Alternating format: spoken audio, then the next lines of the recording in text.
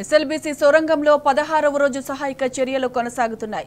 సొరంగంలో గల్లంతైన వారిని గుర్తించడంలో కొంత పురోగతి సాధించినట్లు తెలుస్తోంది. సొరంగంలో గల్లంతైన వారి ఆనవాళ్లు లభించినట్లు సమాచారం. ప్రమాదం జరిగిన ప్రదేశానికి 100 మీటర్ల దూరంలో మనుషుల ఆనవాళ్లు గుర్తించినట్లు తెలుస్తోంది. D2 అనే పాయింట్లో మనుషుల ఆనవాళ్లను కేరళ జాగిలాలు గుర్తించాయి.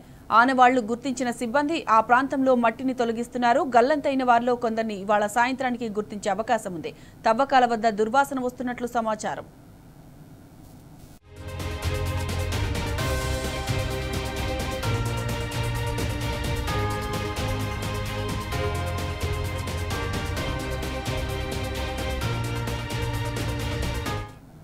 ఇక ఇదే అంశానికి సంబంధించిన పూర్తి డీటెయిల్స్ మా ప్రతినిధి శేఖరాచార్య అడిగి తెలుసుకుందాం. శేఖరాచార్య చెప్పండి, ఎస్ఎల్బీసీ సొరంగంలో 16వ రోజు సహాయక చర్యలో భాగంగా గల్లంతైన ఆనవాళ్లు కూడా కనిపిస్తున్నట్లు సమాచారం. అప్డేట్స్ ఏంటి శేఖరాచారి?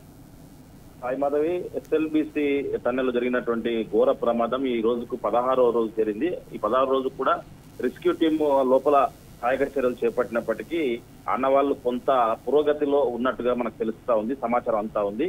సొరంగంలో గల్లంతైన ఆనవాళ్లు కూడా కొంత లభించినట్లుగా మనకు అనధికారికంగా సమాచారం అందుతున్నప్పటికీ ప్రమాదం జరిగినటువంటి ప్లేస్ లో ఏదైతే 100 మీటర్ల దూరంలో మనుషుల ఆనవాళ్లు ఉన్నట్టుగా అనధికారికంగా మనకు తెలుస్తా ఉంది. అయితే దీనికి సంబంధించి మనకు కేరళకు సంబంధించినటువంటి ఏవైతే 2 జాగిలాలు వచ్చాయో ఆ 2 జాగిలాలు మన లోపలికి వెళ్లి కొంత ఐడెంటిఫై చేసినటువంటి ప్లేస్లు ఏవైతే ఉన్నాయో దాంట్లో ఒక ప్లేస్ D2 అనే ఒక ఏదైతే మార్కింగ్ చేసినటువంటి ప్లేస్ లో అక్కడ ఈ ర్యాట్ హోల్ మైనర్స్ అని చెప్పేసి వాళ్ళు తవ్వకాలు జరిపినటువంటి పరిస్థితి. వాళ్ళతో పాటుగా అనేక బృందాలు 12 బృందాలు కూడా అక్కడ సహాయక చర్యలు చేపడతా ఉన్నారు. ఆ తవ్వకాల్లో కొంత మనుషుల ఆనవాళ్లు లభిస్తున్నట్టుగా అక్కడ స్మెల్ వస్తున్నట్టుగా కూడా చెప్తున్నటువంటి పరిస్థితి కనిపిస్తా ఉంది. అయితే దీనికి సంబంధించినటువంటి ఏదైతే జాగిలాలు కేరళ జాగిలాలు ఏదైతే గుర్తించాయో ఆ ప్లేస్ లో మాత్రమే D2 అని చెప్పేసి అక్కడ కొంత గుర్తించినట్టుగా మనకు అనధికారిక సమాచారం వస్తుంది. అయితే దీనికి సంబంధించి గల్లంతైన వారిలో కొందరిని వాళ్ళ సాయంత్రం పూర్తిగా గుర్తించే అవకాశం కూడా ఉండొచ్చు అన్నట్టు కూడా సమాచారం అంతా ఉంది.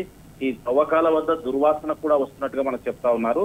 అయితే ఏదేమైనప్పటికీ 16 రోజులైనప్పటికీ ఇప్పటికి కూడా పూర్తి స్థాయిలో దాని సమాచారం అయితే క్లారిటీగా అధికారికంగా లేదు. నిన్న మంత్రి ఉత్తమ్ కుమార్ రెడ్డి వచ్చేసి 11వ తారీఖున సీఎం స్థాయిలో రివ్యూ ఉంటుంది. అది మరి ఇక్కడ టన్నెల్ దగ్గర వద్ద ఉంటుందా, హైదరాబాద్ లో ఉంటుందా అనేది విషయం క్లారిటీ లేదు. ఏదేమైనప్పటికీ ప్రభుత్వం దీన్ని పూర్తి స్థాయిలో చేయాల్సినటువంటి అవసరం అయితే ఉంది. Right Shekharachari, thanks for the updates.